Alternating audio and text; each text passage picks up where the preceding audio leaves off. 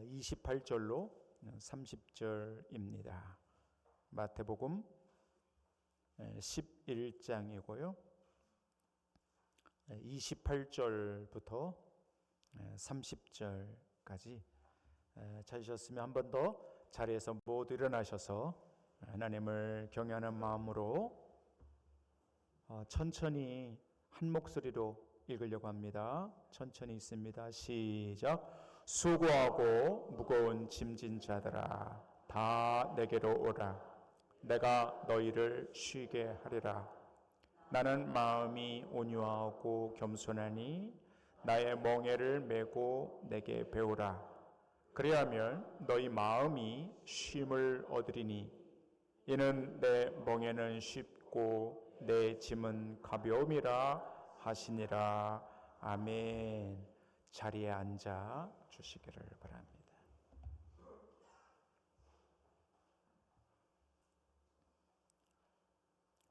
오늘도 이 종으로 하여금 말씀을 준비케 하신 하나님 진심으로 감사드립니다. 우리 모두 여기 준비된 이 하늘의 말씀을 들을 때 마음속 등 하나가 환히 켜지는 그런 역사가 있도록 함께하여 주시옵소서. 예수 그리스도의 이름으로 기도하옵나이다. 아멘. 이번 사순절의 큰 주제는 예수님에게로 돌아가라라는 것이에요. 우리 모두 예수님에게로 돌아가셔서 그 예수님을 만나고 따르고 닮아가는 그런 사순절이었으면 좋겠어요. 꼭 그렇게 될 수 있기를 축복합니다. 2주 전에 우리는 예수님의 기도로 돌아가야 한다 말씀드렸습니다. 물러가 한적한 곳에 자리를 확보하시고 기도하셨던 예수님. 내일부터 20일 특별 새벽 기도가 시작될 때에 특별히 사랑하는 성도 여러분, 기도의 자리, 내 기도의 자리를 잘 확보하시고 그 기도의 자리에서 예수님을 만날 수 있게 되기를 바라봅니다. 오늘 본문에서 우리 예수님은 당신의 인품 하나를 배우라 말씀하십니다. 자, 29절을 여러분의 성경으로 다시 한번 눈으로 보세요. 예수님 이렇게 말씀하세요. 나는 마음이 온유하고 겸손하니 나의 멍에를 메고 내게 배우라. 이렇게 말씀하셔요. 자, 이제 여러분과 제가 예수님에게로 돌아가서 오늘 여러분과 제가 예수님의 인품 하나를 배우기를 원해요. 그것이 예수님의 온유라는 것이에요. 온유란 봄바람같이 따뜻하고 부드러운 마음씨를 말합니다. 부드러운 마음씨입니다. 때로 언뜻 이렇게 부드러운 사람을 만나면 이런 느낌을 줍니다. 만만해 보이는 때가 있습니다. 또 부드럽고 좀 따뜻한 사람을 만나면 나약하고 무기력해 보이는 듯할 때도 있고요. 자기 주장이 없어 보이기도 하고요. 무능한 것 같다는 그런 뉘앙스를 풍길 때도 없지 않아 있습니다. 그런데 이 온유하다라는 것은 그런 게 아닙니다. 굉장히 깊은 뜻이 있습니다. 온유란 잘 제어되고 잘 다스림에서 나오는 힘을 말합니다. 그러니까 이 온유하고 부드럽다라는 것은 그 사람이 잘 절제되지 않으면, 잘 제어되지 않으면 나올 수 없는 인품이에요. 또 이 온유하다, 부드럽다라는 것은요, 성숙할 때 나오는 거예요. 그 사람의 인격이, 그 사람의 됨됨이가 이렇게 성숙한 사람 있잖아요. 그런 사람일수록 마음이 따뜻하고 부드럽다는 것이지요. 그러나 마음의 수련이 잘 안 되고 그 인격과 인품이 성숙하지 못한 사람들은 비교적 온유한 인품을 풍기기가 쉽지 않지요. 한번 예를 들어 볼게요. 여러분들 복숭아 있잖아요.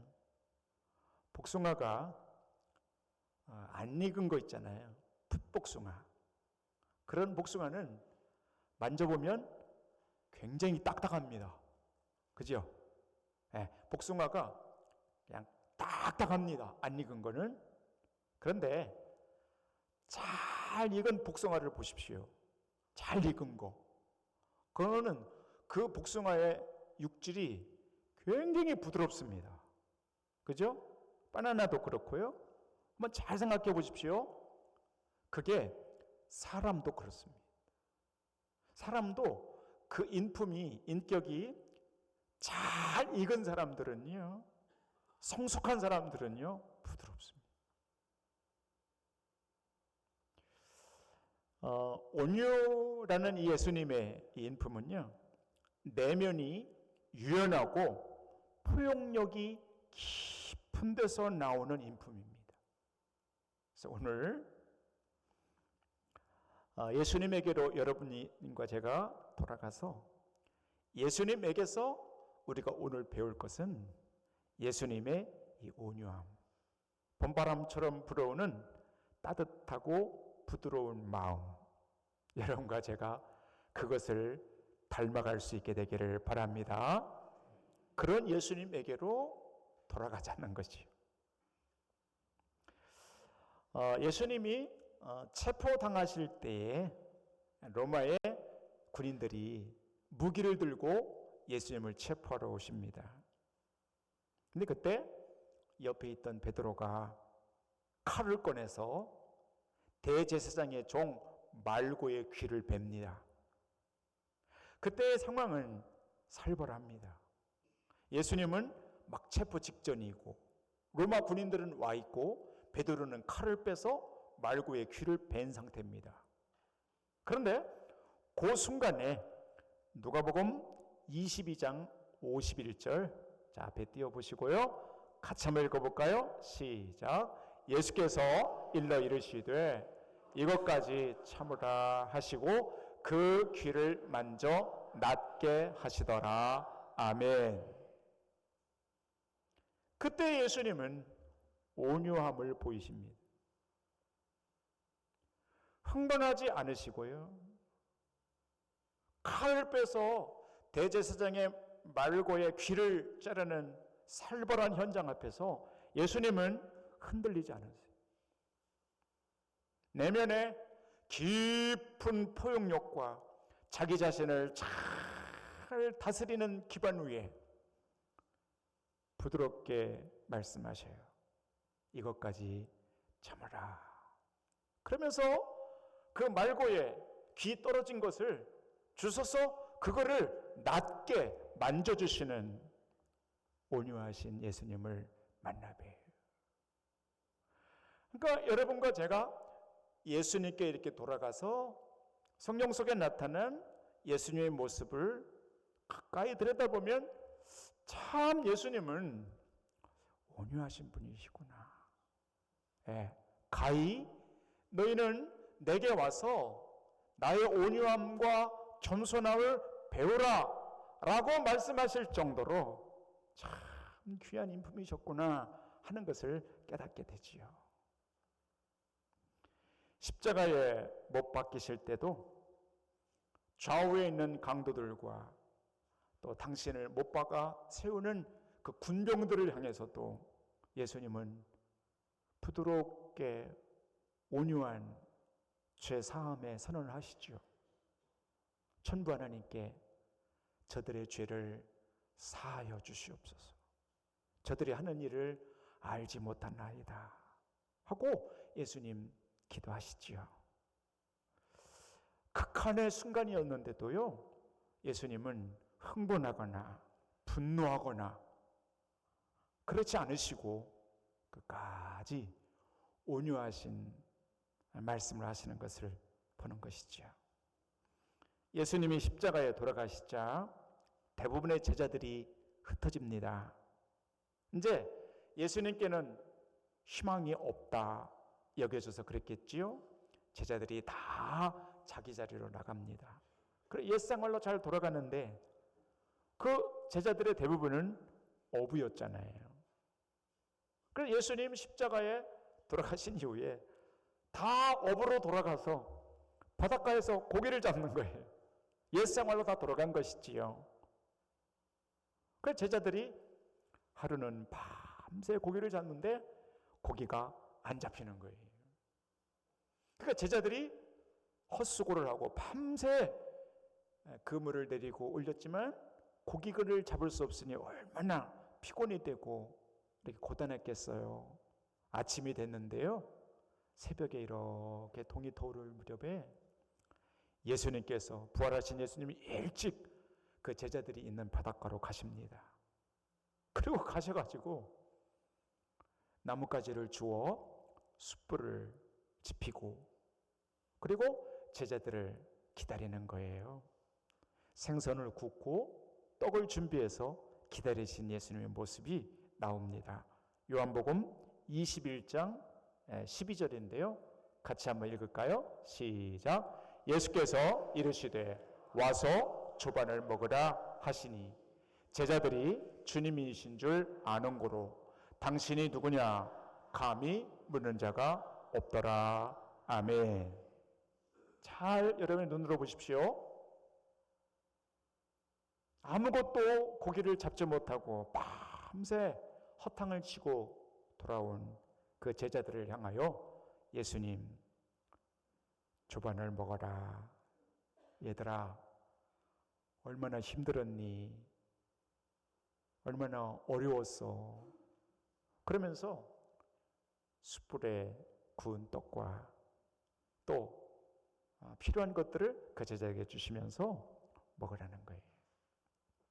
예수님 등 돌리고 배반하고 배신하고 나간 그 제자들을 향해서 책망하거나 화를 내거나 분노하는 것이 아니고 예수님 그 안에서 잘 다스려진 그 힘으로 온유하게 부드럽게 제자들을 향하여 밥을 먹으라고 하시는 저 예수님의 모습은 온유 그 자체 아니겠습니까?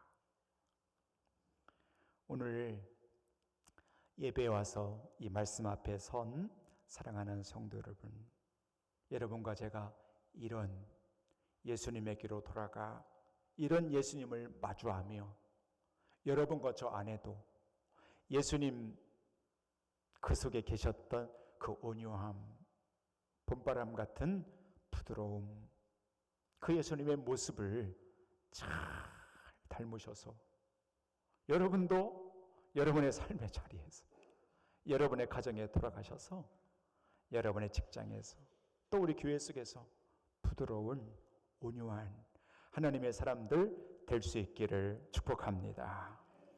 우리 한번 옆에 분에게 한번 이렇게 칭찬해 주시고 또 축복해 주세요. 부드러워지세요. 한번 해보세요. 시작. 부드러워지세요.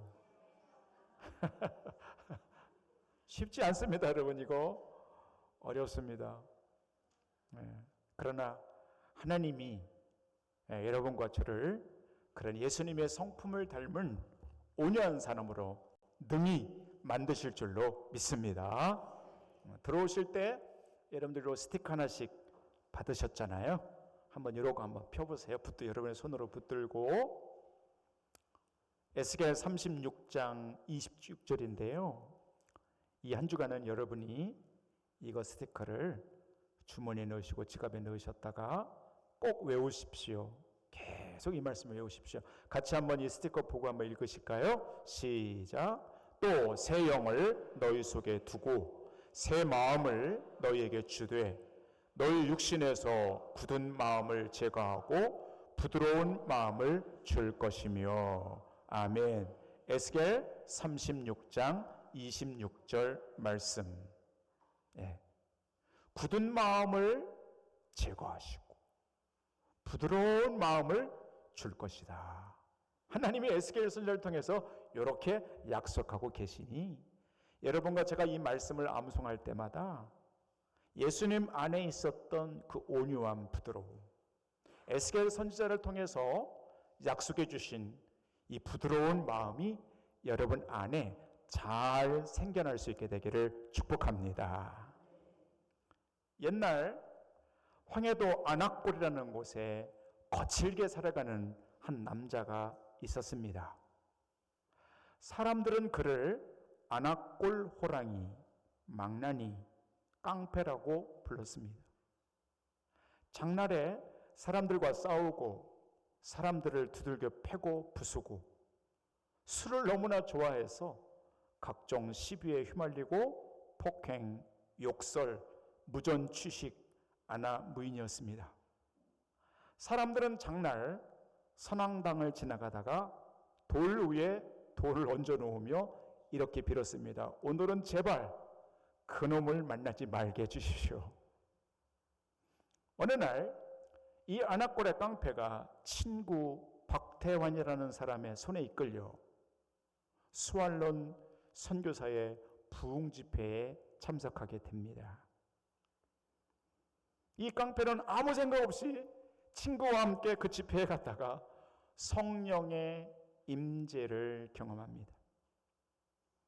희한하게 말씀이 들리더니 마음에 변화가 나타나기 시작하는데 하나님을 찾는 마음이 생겨요. 내가 하나님 앞에 가야 되겠다. 이 갈망이 확 올라옵니다.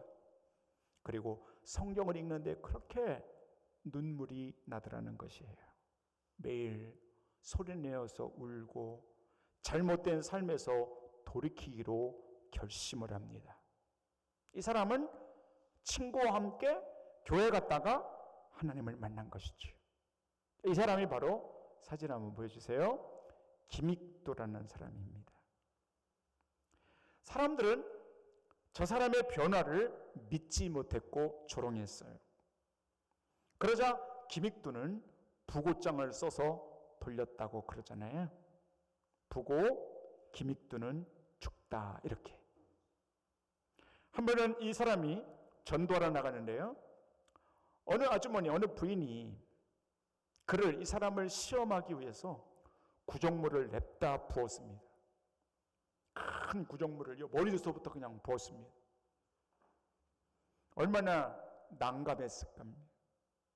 갑자기 그런 일을 당하니까 그때 구정물을 뒤집어 쓴 김익도가 이렇게 말했다는 거예요. 아주머니, 이 김익도가 오늘 죽었기에 오늘 아주머니는 산 거예요. 그렇더라는 거예요. 내가 죽었기에 오늘 아주머니는 산 거예요. 내가 변하지 않고 내가 살아있더라면 아주 큰일을 당했겠지요.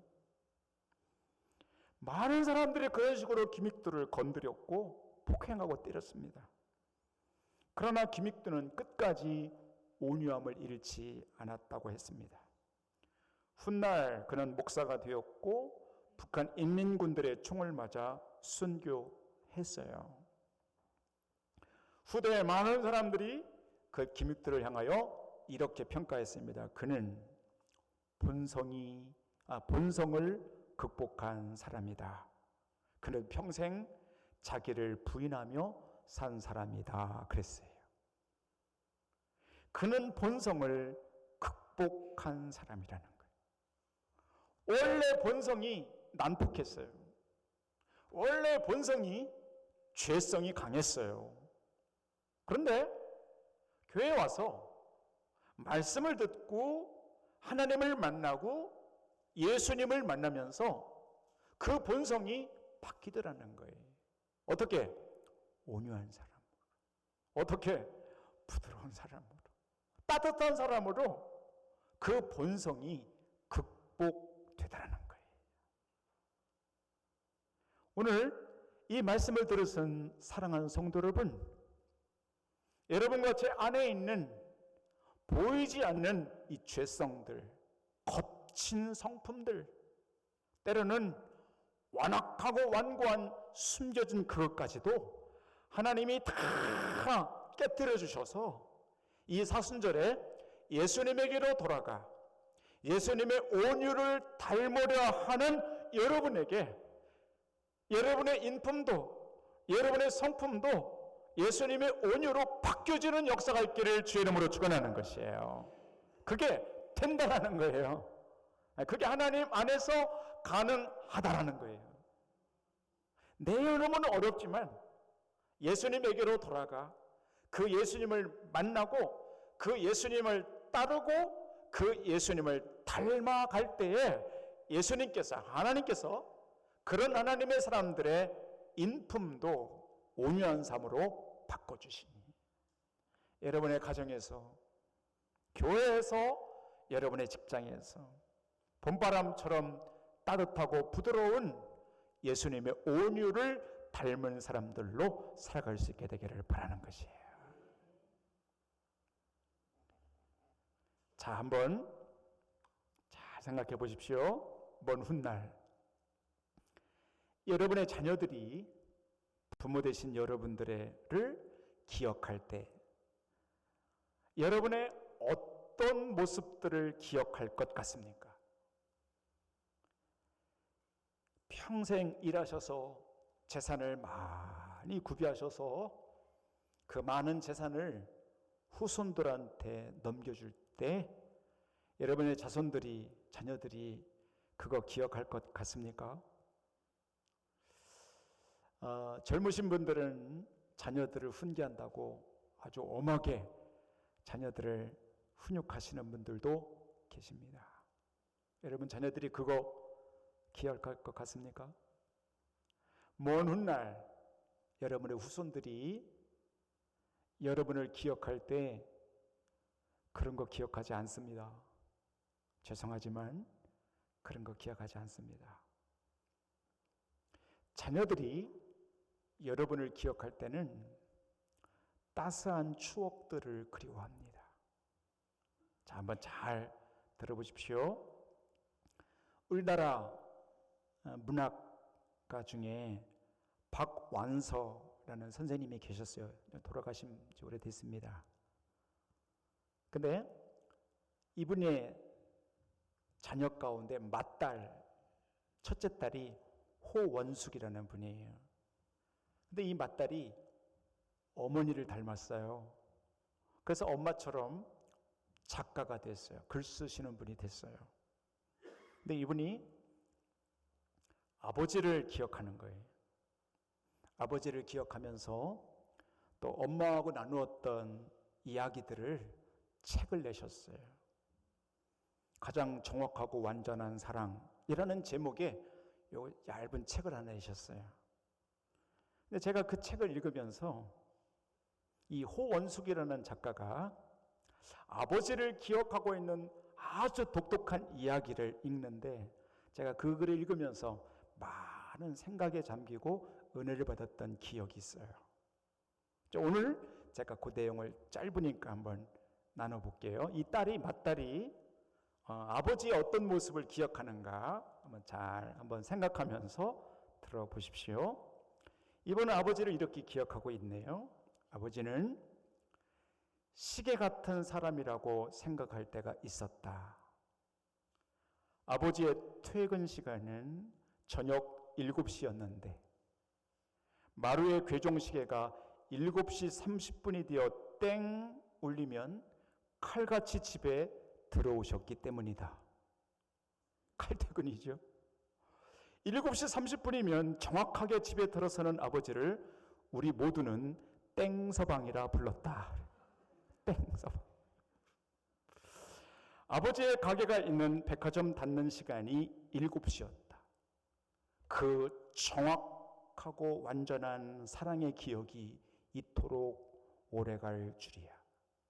그 시기의 행복감은 지금껏 몸에 배었을 정도니 영원에 가깝다고 해야 할까? 퇴근에 집에 돌아온 아버지의 손에는 종종 고려당의 도너츠나 고로케가 들려 있었다. 명동에 있던 고려당의 도너츠는 딱딱한 종이 상자에 들어 있었는데 10개들이 사각상자는 그 상자의 모양만 해도 세련되어 보였다.